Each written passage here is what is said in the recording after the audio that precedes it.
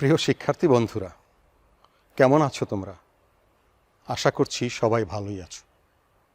আমি জহির আহমেদ বিদ্যালয় পর্যায়ে জেন্ডার সমতা কার্যক্রম বিষয়ক একটি অধিবেশন নিয়ে তোমাদের কাছে এসেছি। তোমরা হয়তো জানো, বিশ্বের উন্নত দেশগুলোতে সাধারণত জেন্ডার বৈষম্য নেই। বাংলাদেশও দিনে দিনে উন্নতির পথে এগিয়ে যাচ্ছে।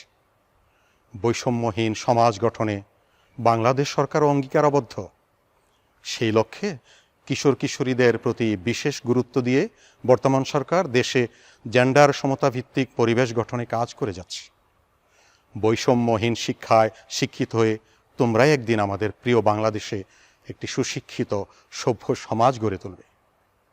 এই উদ্দেশ্যকে সামনে রেখে জাতিসংঘ জনসংখ্যা তহবিলের অর্থায়নে বাংলাদেশ সরকারের মাধ্যমিক উচ্চশিক্ষা অধিদপ্তর নির্বাচিত কিছু শিক্ষা প্রতিষ্ঠানে কিশোর কিশোরী বান্ধব একটি প্রকল্প বাস্তবায়ন করে যাচ্ছে। তোমরা অনেকেই শুনে থাকবে জেনারেশন ব্রেক থ্রু প্রকল্পের কথা। 10 থেকে 19 বছর বয়সী কিশোর কিশোরীদের জেন্ডার সমতা এবং বয়ঃসন্ধিকালীন যৌন প্রজনন স্বাস্থ্যসেবা সম্পর্কিত সঠিক তথ্য সরবরাহ করাই এই প্রকল্পের মূল উদ্দেশ্য। তোমাদেরকে ভবিষ্যৎ সুনাগরিক হিসাবে গড়ে তোলার জন্য তোমাদের শারীরিক ও মানসিক সুস্থতা নিশ্চিত করতে সরকার সব সময় তোমাদের পাশে আছে। তোমরা জানো যে আমাদের সমাজে নারী পুরুষ, ছোট বড়, সবল দুর্বল এমন অনেক ধরনের বৈষম্য দেখা যায়। এই দৃষ্টিভঙ্গির কারণে সাধারণত নারীর প্রতি পুরুষ, ছোটর প্রতি বড়, দুর্বলের প্রতি সবল বিভিন্নভাবে সহিংস আচরণ করে থাকে। সহিংসতাকারী তারা মানুষকে মানুষ হিসাবে মর্যাদা দিতে পারে না। মূলত পারিবারিক সুশিক্ষার অভাব এবং অসৎসঙ্গই সহিংসতার মূল কারণ, যা সকলের শান্তিপূর্ণ সহাবস্থানের অন্তরায়। আজকের অধিবেশনে তোমাদের স্বাগত জানাচ্ছি। চলো প্রথমে কিছু ছবি দেখি।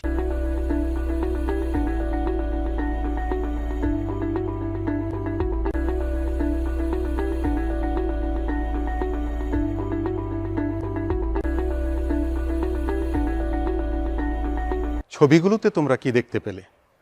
ছবিগুলোতে দেখেছ কিছু নির্যাতনের ছবি, সেটাই বলা যায়। এই নির্যাতনগুলো, অত্যাচারগুলো, এগুলো কি? এগুলোর একটা সুন্দর বাংলা আছে, সেটা হলো সহিংসতা। তো এই সহিংসতা সম্পর্কে তোমাদের একটি ধারণা নিতে গিয়ে আমাদের আজকের অধিবেশন সহিংসতার ধারণা। আজকের অধিবেশন শেষে একটা শিখন ফল আসবে তোমাদের কাছ থেকে। কি শিখতে পারবে এই অধিবেশন শুনে তোমরা? সেটা হলো, তোমরা সহিংসতার ধারণা ব্যাখ্যা করতে পারবে, সমাজে সংগঠিত বিভিন্ন ধরনের সহিংসতা চিহ্নিত করতে পারবে। তো প্রথমেই তোমরা একটা ভিডিও ক্লিপ দেখো। আমার নাম নুরুল আমিন। আমার চারপাশে যা কিছু ঘটে তার দায় আমি এড়াতে পারি না। যেমন ধরুন ইফটিজিং, হরহামেশাই এটা ঘটছে। এই নির্যাতন দেখেও আমরা হাত গুটিয়ে বসে আছি কেন বলুন তো? আমি আপনাদের কেমন করে বোঝাই? এই ইফটিজিং আমাদের মেয়েগুলোর মনে পাথরের মতো বোঝা চাপিয়ে দেয়। ওরা মাথা হেট করে স্কুলে যায়, ভয়ে থাকে, ফিরে আসে নির্যাতনের শিকার হয়ে। একবার কল্পনা করেন তো, এই সময় ওদের মনের অবস্থা কি হয়?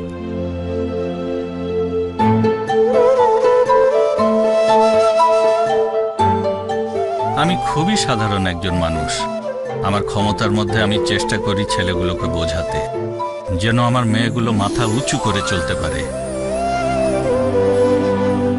আপনিও একটু চেষ্টা করে দেখ। এই ছোট্ট ভিডিওটি সম্পর্কে মনে হয় কোনো ব্যাখ্যার প্রয়োজন নেই, তবে শুধু এটুকু বলতে পারি, ভিডিওর নুরুল আমিন স্যারের মতো সবাই যদি সচেতন ও দায়িত্ববান হয়, তাহলে আমাদের সমাজ থেকে যৌন হয়রানি সহ সব ধরনের সহিংসতা নির্মূল হয়ে যাবে। তো সহিংসতা, এই শব্দটির সাথে তোমরা পরিচিত হলে। সহিংসতা, এই সহিংসতার শুধু একরকম নয়, কিন্তু বিভিন্ন ধরনের সহিংসতা হতে পারে। তো এই বিভিন্ন ধরনের সহিংসতাগুলো কি? দেখো, শারীরিক সহিংসতা তোমরা ছবিগুলোতেও দেখেছো। কেউ কারোর ওপরে শারীরিকভাবে সহিংস হয়ে উঠছে, কারো ওপরে মানসিকভাবে, কেউ আবার যৌন সহিংসতা প্রদর্শন করছে, কেউ আর্থিক সহিংসতা দেখাচ্ছে। তাহলে এই 4 প্রকারের সহিংসতা আমরা পেলাম কি? শারীরিক সহিংসতা, মানসিক সহিংসতা, যৌন সহিংসতা ও আর্থিক সহিংসতা। শারীরিক সহিংসতা কোনগুলো, কোন বিষয়গুলো শারীরিক সহিংসতা, সেগুলো আমরা দেখে নিই। অনেক সময় দেখা যায় যে বড়রা ছোটদের গলা টিপে ধরে। শারীরিক সহিংসতা হলো গলা টিপে ধরা, অ্যাসিড মারা, অগ্নিদগ্ধ করা বা ঝলসে দেয়া, মারধর করা, মাথার চুল কেটে দেয়া, চর থাপ্পড় মারা, এগুলো হলো শারীরিক সহিংসতা। তো এবার দেখি মানসিক সহিংসতা বলতে কোনগুলোকে বোঝায়। গালাগালি করা, কাউকে খোঁটা দেয়া বা কটাক্ষ করা, বিদ্রূপ করা, অহেতুক কাউকে সন্দেহ করা, চাকুরিতে বা বাইরে যেতে না দেয়া, বাবা মা বা পরিবার সম্পর্কে অবমাননাকর কথা বলা, তুচ্ছ তাচ্ছিল্য করা, অবহেলার দৃষ্টিতে দেখা, এগুলো হলো তোমার মানসিক সহিংসতা। আমরা এবার দেখি যৌন সহিংসতা বা নির্যাতন কি। এই যৌন সহিংসতা বর্তমান সমাজে একটা ভয়াবহ বিস্ফোরা হয়ে দাঁড়িয়েছে আমাদের। তোমরা বর্তমানে কিছুদিন যাবৎ এই যৌন সহিংসতা নিয়ে তোলপাড় চলছে দেশব্যাপী। অনেক কিশোর কিশোরীও আন্দোলনে জড়িয়ে পড়েছে এবং সরকার ইতোমধ্যে যৌন সহিংসতাকারী বা ধর্ষণকারীদের বিরুদ্ধে নতুন করে আইন প্রণয়ন করেছে, যেখানে সর্বোচ্চ শাস্তি রাখা হয়েছে মৃত্যুদণ্ড পর্যন্ত। যা হোক, এই যৌন সহিংসতা কোনগুলো সেই বিষয়ে আমরা একটু আলোচনা করছি। আর বিশেষ করে বয়সন্ধিকালীন কিশোর কিশোরীরা এই যৌন সহিংসতার শিকার হয় বেশি। অনেক সময় যৌন নির্যাতনে তারা শারীরিক ও মানসিকভাবে ক্ষতিগ্রস্ত হয়। যৌন সহিংসতা হলো গায়ে হাত দেয়া বা দেয়ার চেষ্টা করা, যৌন হয়রানি বা নিপীড়নমূলক উক্তি করা, পোশাক ও শরীর নিয়ে মন্তব্য করা, যৌন ইঙ্গিতপূর্ণ শারীরিক অঙ্গভঙ্গি বা মন্তব্য করা, যৌন ইঙ্গিতপূর্ণ ভাষা ব্যবহার করে কথা বলা, উপহাস করা, যৌন ইঙ্গিতপূর্ণ অপমানজনক কিছু লেখা বা ছবি দেখানো, ব্ল্যাকমেইল বা চরিত্র হননের উদ্দেশ্যে ছবি বা ভিডিও ধারণ করা, প্রেম নিবেদন করে প্রত্যাখ্যাত হলে হুমকি দেয়া বা চাপ প্রয়োগ করা। আমাদের এই দেশে অনেক দরিদ্র মানুষ আছে, তাদের প্রতি অনেক আর্থিক সহিংসতা হয়ে থাকে, পরিবার থেকে, সমাজ থেকে, এমনকি রাষ্ট্র থেকেও। এই আর্থিক সহিংসতাগুলো কোনগুলো সেগুলো আমরা একটু দেখি। ভরণ পোষণ না দেয়া, পড়াশোনার খরচ না দেয়া, টাকা দিয়ে খারাপ কাজ করানো, টাকার প্রলোভন দেখিয়ে বিপজ্জনক স্থানে নিয়ে যাওয়া, অর্থ উপার্জনের জন্য চাপ দেয়া, এগুলো হলো আর্থিক সহিংসতা। তো আমাদের সমাজের, পরিবারের, রাষ্ট্রের দায়িত্ব আছে যারা এই দেশের খেটে খাওয়া গরিব দুঃখী মানুষ, তাদের বাচ্চাদের, তাদের শিশু কিশোরদের দিকে একটু নজর দেয়া, তাহলে আর্থিক সহিংসতা আমাদের সমাজ থেকে কমে যাবে। প্রিয় শিক্ষার্থী বন্ধুরা, এতক্ষণ তো অনেক কঠিন কঠিন তত্ত্ব কথা শুনলে, তাই না বন্ধুরা? হয়তো হাঁপিয়ে উঠেছ না? তো চলো এবার একটি মজার গল্প শুনি আমরা। গল্পটি হলো রনির গল্প। রনি ট্রেনে চড়ে উত্ত্যক্ত করে মজা পায়, এমন ঘটনা তো তোমরা জানো, অনেকেই আছে। তো মেয়েটির করুণ মুখ দেখে সে ভাবে, বাহ ভালোই তো। সে আরো ভাবে, আমি দ্বিতীয়বার চেষ্টা করে দেখি, বাহ সে আরো ভয় পেয়েছে, ভালোই তো। এই যে ছোট্ট একটি গল্পের কথা বললাম, এমন ঘটনা ঘটে থাকে প্রায়ই, ছেলেরা প্রায়ই করে থাকে মেয়েদের সাথে এমন। এটা কি তোমরা স্বাভাবিক মনে করো? যদি স্বাভাবিক মনে না করো এই ধরনের আচরণ, তাহলে এটা কি এক ধরনের সহিংসতা বা নির্যাতন? তোমাদের কাছে প্রশ্ন রাখলাম। এরপর চলো রনির পাশাপাশি রাজুর গল্প শুনি। রাজু মাঝে মধ্যে তার চেয়ে ছোট ছেলেদের সঙ্গে মারামারি করে ও তাদের জিনিসপত্র কেড়ে নিয়ে মজা পায়। একদিন সে জনি নামের একটি ছোট ছেলেকে ধরে ফেলে। তারপর কি হলো? তারপর রাজু একদিন জনিকে নিজেই বলল, জনি আমি তোমাকে বড় ছেলেদের মার থেকে বাঁচাতে পারি।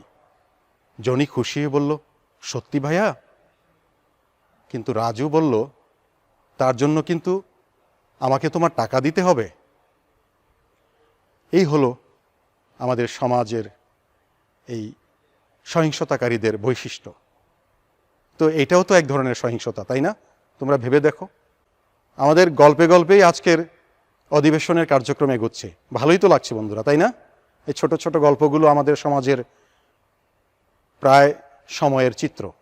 তো আরেকটি গল্প শোনো, আমাদের পরিবারের গল্প, সুমন সাহেবের গল্প। সুমন সাহেবের স্ত্রী একদিন ভুলবশত তরকারিতে লবণ বেশি দিয়ে ফেলেন। এতে সুমন সাহেব রেগে গিয়ে তার স্ত্রীকে থাপ্পড় লাগিয়ে দেন। এটা কি সহিংসতা? কি বলো তোমরা? অবশ্যই, তাই না? যা হোক, এরপরে যাও দিশার গল্প শোনো। দিশা কি করত? একদিন দিশা গণিত খাতা নিয়ে তার শিক্ষকের কাছে গেল। শিক্ষক কি বললেন জানো?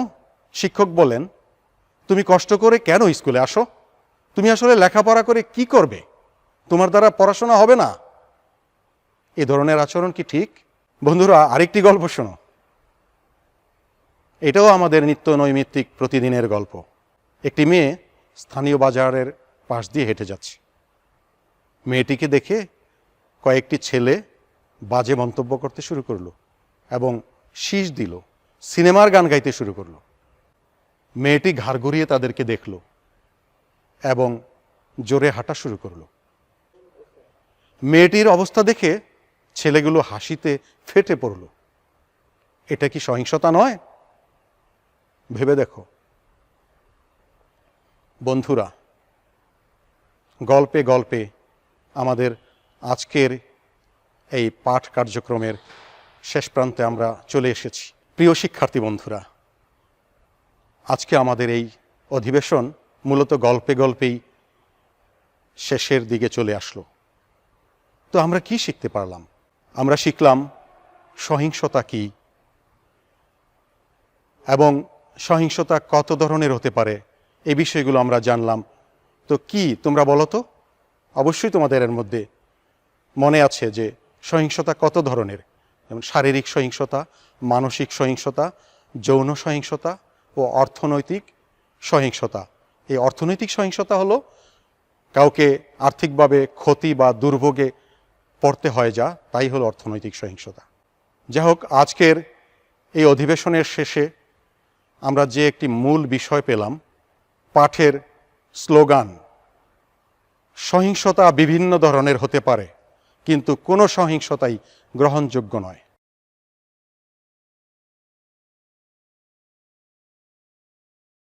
প্রিয় শিক্ষার্থী বন্ধুরা, তোমাদের বন্ধুদের মধ্যেও হয়তো এমন কেউ কেউ আছে যে ঠাট্টা করে অন্যকে বাজে নামে ডাকে, তাই না? আবার কেউ এমনও থাকতে পারে যে অনলাইনে অন্যকে হয়রানি করে মজা পায়। এগুলো খুব বাজে অভ্যাস কিন্তু। বন্ধুরা, এ বিষয়েই তোমাদের জন্য আমাদের আগামী অধিবেশন। শিক্ষার্থী বন্ধুরা, এতক্ষণ আমাদের সাথে পাঠে অংশগ্রহণ করার জন্য তোমাদেরকে জানাচ্ছি অসংখ্য ধন্যবাদ। এই ক্লাসটি যদি তোমরা পুনরায় দেখতে চাও তাহলে ভিজিট করো আমার ঘরে আমার স্কুল ইউটিউব চ্যানেল এবং ফেসবুক পেজে। এ বিষয়ে তোমাদের কোনো মতামত থাকলেও থাকতে পারে। যদি তোমরা মতামত জানাতে চাও তাহলে স্ক্রিনে দেখানো অ্যাড্রেসে মেইল করতেও পারো। বন্ধুরা, বাংলাদেশ সহ সারা বিশ্ব আজ করোনা মহামারীর ভয়াবহ দুর্যোগকাল অতিক্রম করছে। আশা করি পরম করুণাময় স্রষ্টা অচিরেই এই দুর্যোগ থেকে বিশ্ববাসীকে মুক্তি দেবেন। কিন্তু বন্ধুরা, একটি বিষয় ভুলে গেলে কিন্তু চলবে না। সুস্থ ও নিরাপদ থাকার জন্য আমাদের সরকারি স্বাস্থ্যবিধি মেনে চলতে হবে। অবশ্যই মাস্ক পরে বাইরে যেতে হবে। সবশেষে সকলের সুস্থতা, সৌন্দর্য ও শুভকামনায় আজকের মতো বিদায় নিচ্ছি। ধন্যবাদ সকলকে।